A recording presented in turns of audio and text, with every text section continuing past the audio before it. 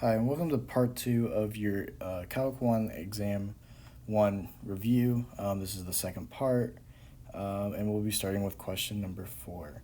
So this question says, Pistol Pete is seen in a local outdoor shooting range.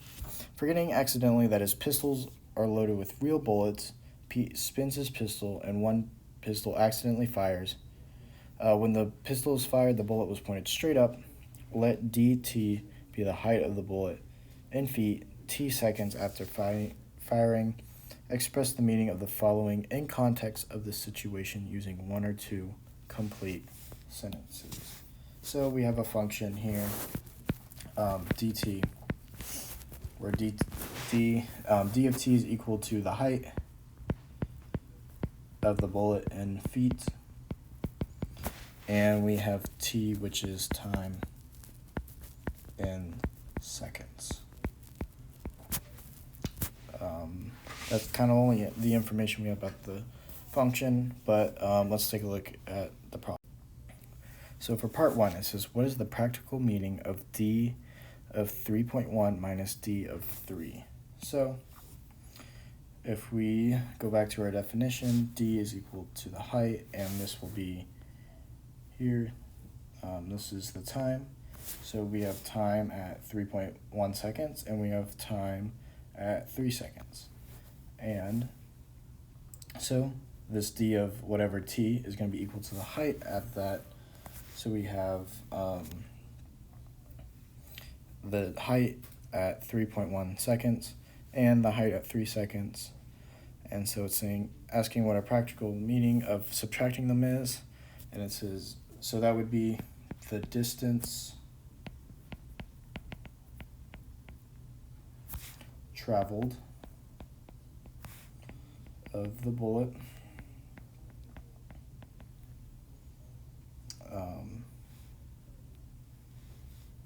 in between 3.1 seconds and 3 seconds. Right, so how far, starting at 3 and going to 3.1, did it travel in that 0.1 second? Okay, that's kind of all we can get out of that meeting. What is the practical meaning of d of 3 plus delta t minus d3 all divided by delta t?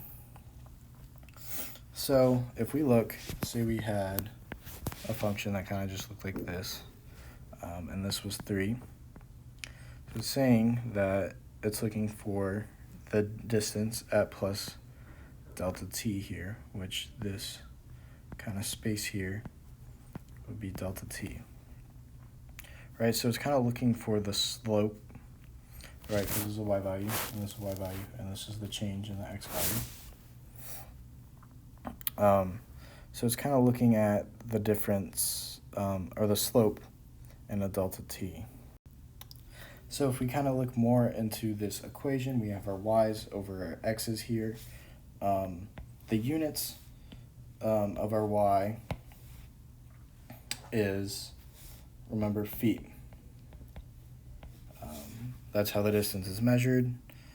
So the units is feet, and below is our units of x, which here is seconds. And so when we do this division, we get feet per second. And that's the velocity. So whenever we find that we're finding the slope at 3, we're finding kind of the velocity over at delta t. Kind of this is going to be the average velocity. So what is the practical meaning? So it's going to be the average velocity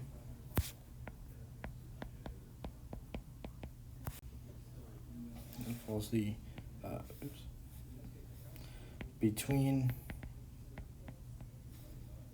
t is equal to 3 and delta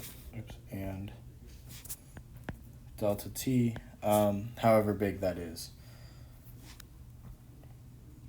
So that's going to tell you the average velocity kind of between, like if delta t was equal to 1, this point here would be 4, and you'd find the slope of the line between f of 4 minus f of 3 all over 4 minus 3. So the average velocity between 2 points. At a delta t, we'll put length here, kind of signify how big delta t is. What is the practical meaning of the equation d prime of 4 is equal to 697?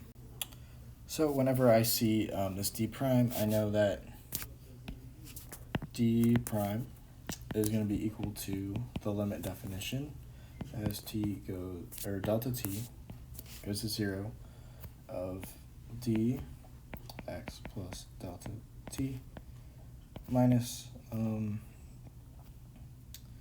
t of x over delta t. And this is kind of going to tell me from up here, from problem 2, kind of the average velocity here. But in this case, the average velocity has a length of 0, right? So that as we take the limit as when the length goes to 0, it's basically going to be the same point. So we're taking the average slope between the 2 points, and that's going to give us the instantaneous velocity. So when we know that, so we're going to kind of plug that in for the point 4, and we're going to get the limit of delta t goes to 0 of 4.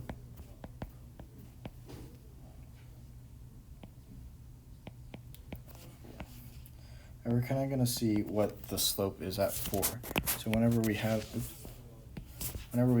this picture of our bullet travel, like this, at 4 here, say that's here, we're going to get a tangent line here that only touches the point once, and that point is only going to touch us 4. We're going to see what the slope of that line is, and that's how we find this. We use this definition, and so that's going to be equal to d of 4. D prime of 4, whatever that may be. In this case, it's equal to 694.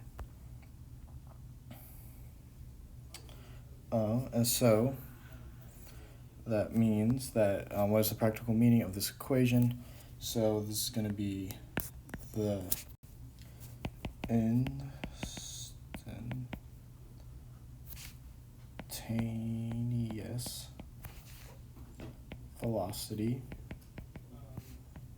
at t is equal to 4, which also means for the practicality of our problem is that the bullet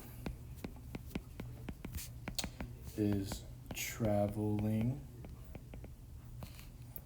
at 192 feet, or 697 feet per second at 4 seconds after the bullet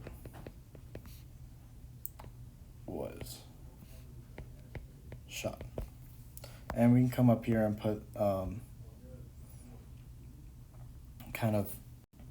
and we can put that into a practical meaning for our problem. Here, so the average velocity of the bullet in feet per second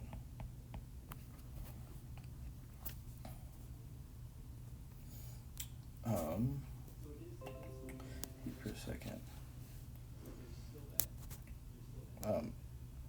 after delta t seconds after 3 seconds. So however long after t seconds after 3 seconds. So from 3 to whatever time, wherever delta t stops is where that is going to be.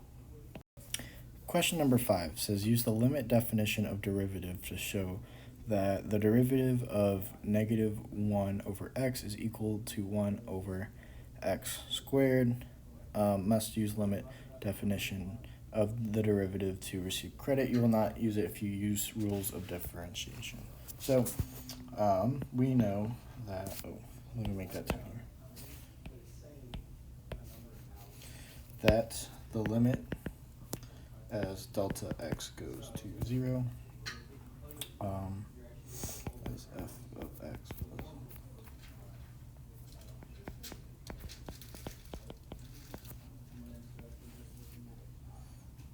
over delta x. So we know that's the definition, so we're going to start there. So we have the limit as delta equals to 0. And we're just going to plug that x minus, so it's negative x plus delta x. Minus 1 over x over. Now we can just do some algebra here to solve. So I'm going to get a common denominator in the numerator. So that's going to stay the same. And then I'm going to multiply this. Or actually, that's not going to stay the same. I'm going to multiply this side by x over x here, and multiply this side by x plus x over x plus delta x. Multiply each side by 1, because x over x is 1, and x plus delta x over x plus delta x is 1. So kind of keeping the same identity, or same original problem, but adding to it. So that's going to be x delta x plus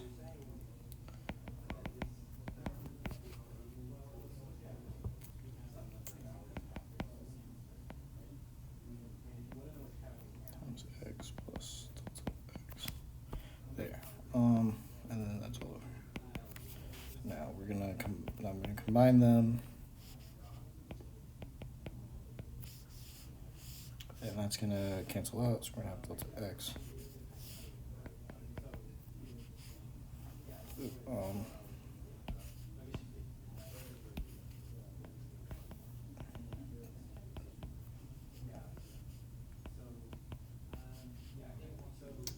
That's gonna be over 1. And now we're gonna divide fractions. So we have fraction divided by the fraction, so we keep the first one. And then we're going to multiply by the reciprocal here, which is going to be 1 over x. And notice that's going to cancel out with that. So it's going to be the limit 0, 1 over x delta x. And now we're going to take the limit as x approaches 0. This is going to go to 0. This is going to go to 0. So that's going to leave us with 1 over x squared. Right. So when we take the limit, we're going to apply the limit here. That's going to go to 0. And that leaves us with just this. So we can take the limit there. So that is the proof of how that works. Just a lot of algebra going on there. It cleans up when you're able to use the rules.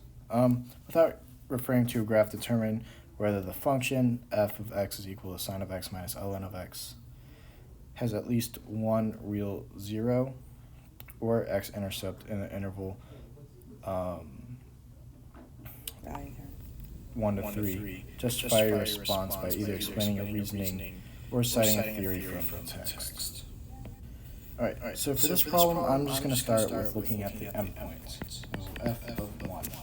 Let's see what this gives us. So sine of 1 minus ln of 1. Well, I know this goes to 0.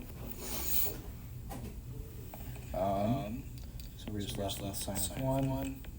And whenever I put that into my calculator in radians, that's going to give me I can't really have it all. I don't understand why. 1. Alright, and now I'm going to check f of 3.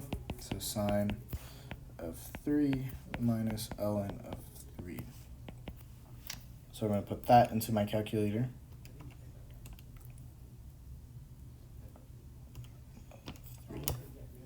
And I'm going to get that this is equal to negative 0.23. Okay, and so what we have here is we have a function that has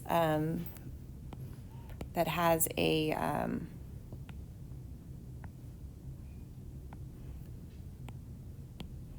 At 1, the function is positive, and at 3, the function is negative.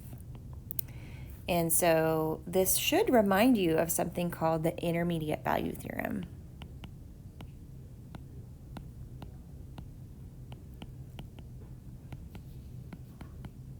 And it's called the intermediate value theorem because 0 is an intermediate value between this positive endpoint and this negative y value. So we have a y value in between those y values. So since 0, so if we have, sorry, it's erasing there. So if we have f of 1 is greater than 0, which is greater than f of 3. So 0 is an intermediate value between those two y values. And so we're going to apply the intermediate value theorem here. Now, one of the conditions of the intermediate value theorem is that the function has to be continuous. So we know that sine of x is continuous, and we know that natural log of x is continuous on its domain. So we know that f of x, which is a combination of those two, is continuous. So if we have a continuous function, and we have two different y values that are kind of straddling this intermediate value, then we know that since it's a continuous function, it's going to have to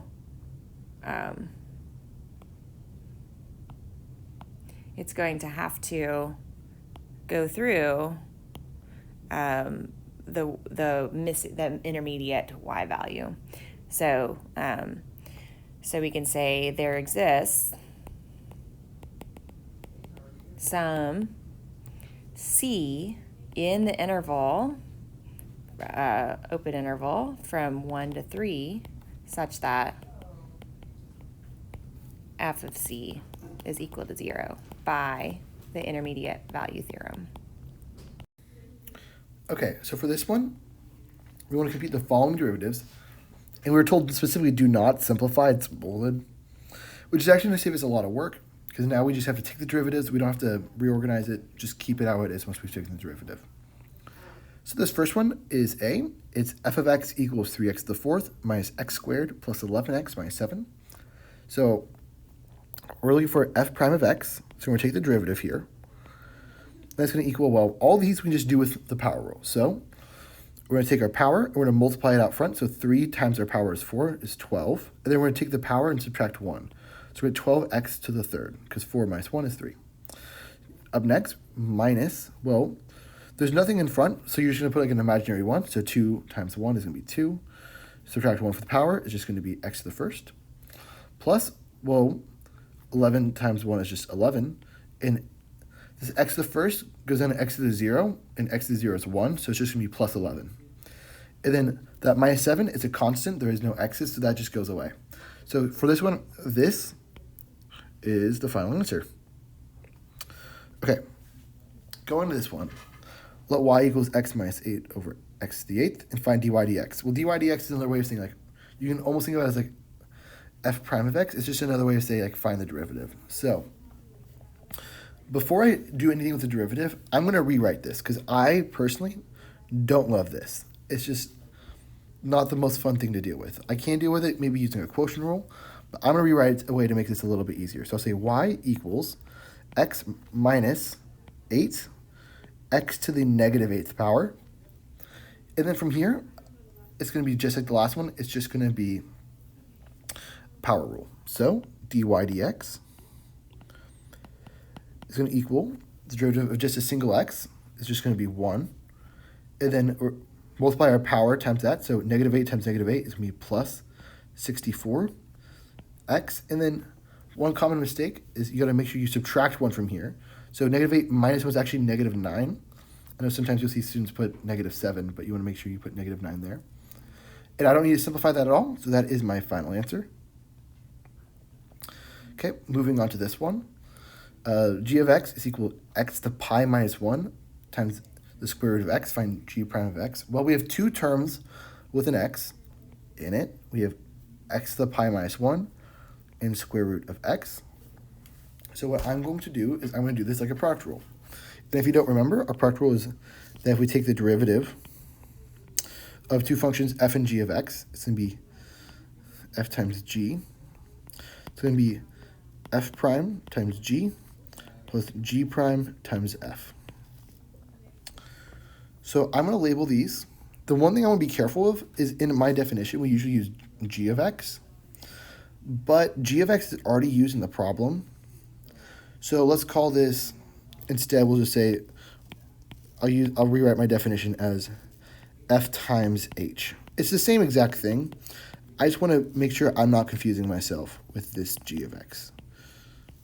Okay, so how I'm going to approach this is I'm going to label part of this as f and part of this is going to be h. So I'll call this part with the x to the pi, that's going to be my f, and this part with the square root of x is going to be h. So my f of x is x to the pi minus 1, and my h of x is the square root of x, which I'm going to just go ahead and write as x to the 1/2 power, because those are the same thing. So I need to know what f prime is and h prime, because I need those two are also in my definition. So I'll say f prime of x is going to equal, well, x to the pi is kind of weird, because pi is not something that we normally see in this case. But pi is just a number. It's like a never-ending number, but it's just a number. So we can just do this like a power rule. So I'll multiply the pi out front. It's going to be x. This is going to be the power of pi, and we're going to subtract 1. So we're just put pi minus 1. And then the next to continue on is x to the pi minus 1. Well, the minus 1 is going to go away because the derivative of a constant is 0. Next, with the derivative of h, this one's also going to just be a power rule. So 1/2 x. And then if you subtract 1 from 1/2, you get negative 1/2. Okay, so I have all my pieces. I have these 4 pieces, and I know how to arrange them. So the derivative of f times h, or in this case, that's going to be g prime of x, because g of x is f times h, is going to be f prime, so pi x to the pi minus 1, h, which is times x to the 1/2, plus h prime, 1/2, x to the negative 1/2, times f, which is times x to the pi minus 1 minus 1. Or sorry, my f was this right here, so where's the eraser here? Oopsie. Unfortunately, I make mistakes too sometimes. So times x to the pi minus 1. And that's it for our answer. So yeah, you don't have I find breaking up in this where you do the 4 different pieces a lot easier, but yeah, that's just kind of the way I approach it. So I hope that was helpful. Now going on to this one, well, y is equal to x to the 8th over x squared plus 9. And I need to find dy dx. Well, I'm going to do this one using our quotient rule because I have an x, two x's, two things with x's in a fraction. So my quotient rule is that the derivative of f of x over g of x is going to equal g of x f prime of x minus f of x g prime of x, or all over g of x. So I'm going to put an extra parentheses here. All over g of x squared. And previously in our product rule, the order in which you do these two things don't matter. But here, your g of x, f prime of x minus f of x, g prime of x does matter. And that if you switch those, it will change your answer. So definitely make sure you know the order of those, because that's going to be really important. So just like last time, I'm going to split this up into parts. So I know my f of x is x to the 8th. I know my g of x is x is, I don't know why I put parentheses right there, is x squared plus 9. And so I can go ahead and figure out what f prime and g prime is. So f prime of x is equal to 8x to the 7th, and g prime of x is equal to 2x. So now using all my pieces, I can just put them into here. So my derivative of this is going to be dy dx equals g, well, my g is x squared plus 9 times f prime, so it's going to be times 8x to the 7th, minus my x, which is x to the 8th, times g prime, which is 2x, over x squared plus 9 squared, because x squared plus 9 is my g. And again, from the start, I was told not to simplify, so I'm just going to leave it right here, and that is my answer. I hope that helped. Okay, so for this one, we have the function f, which is x squared minus c over x minus d, where c and d are some unknowns, and we're going to do some stuff with that, as you're going to see in this problem. We first need to determine values for the constants c and d, so that y equals f of x, and it has a removable, I'm going to underline that, discontinuity, because that's going to be important, because our type of discontinuity will really matter, at x equals 1, and we need to justify our response. So, for this, a removable discontinuity, just to kind of visualize it first, it looks something along the lines of, if we have a graph, it might have a hole in it, right? It's not the best graph in the world, I'm not an artist, but something along the lines where we're going to have a hole. And one way that this will occur is if whatever discontinuity we'll have, in this case, we're going to have a discontinuity because there's a chance, depending on what our x is, that the bottom of the fraction could equal 0. So a removable one will happen where if somehow this bottom of the fraction will cancel out, and there are going to be no more discontinuities once you simplify. So to kind of explain what I mean, in this case, we will use the idea that we will have a removable discontinuity if c equals d squared. And that seems like it comes out of nowhere. I'll kind of explain what I mean by that. So if c equals d squared, that means that we can write it as x squared minus d squared over x minus d. On top, we have a difference of squares, which we know is going to be x plus d times x minus d. That's just kind of how that factors. If you want to double check that, you can multiply that out, and you'll find that you get x squared minus d squared over x minus d. And we'll have an x minus d on top and bottom, so they'll cancel out. And that means that when x equals d, we'll have a removable discontinuity. Well, I want it to be at x equals 1, so that means d will have to be 1, because 1 minus 1 will be 0, and that'll be our discontinuity. So, for this, I know it's going to be x squared minus c over x minus d, but I need to figure out x minus d, and I know that x squared minus c, d is going to be positive 1. But now I need to figure out, well, what is c? Well, this whole idea worked because we said that c would be d squared, so it could factor. So our c is going to be 1 squared, which is just 1. So that means it's going to be x squared minus 1 over x minus 1. And yeah, so that's the first part. So I'll just write out very clearly, c equals 1, d equals 1. Okay, now I want a vertical asymptote. I need to find new values of c and d to get a vertical asymptote at x equals 3. So in this one, whenever our discontinuity from the bottom of the fraction equaling 0, in this one it canceled out, right? So that's how we got a removable discontinuity. But here we don't want that. Instead, what we want is we want this to not cancel out. So that means that in order for it to not cancel out, c can, oh, I put on an eraser somehow. That means c cannot equal d squared. Because if c equals d squared, then as the previous one we showed, it will cancel, but in this case, if it doesn't, it won't. Well, where do we want this vertical asymptote? We want it at x equals 3.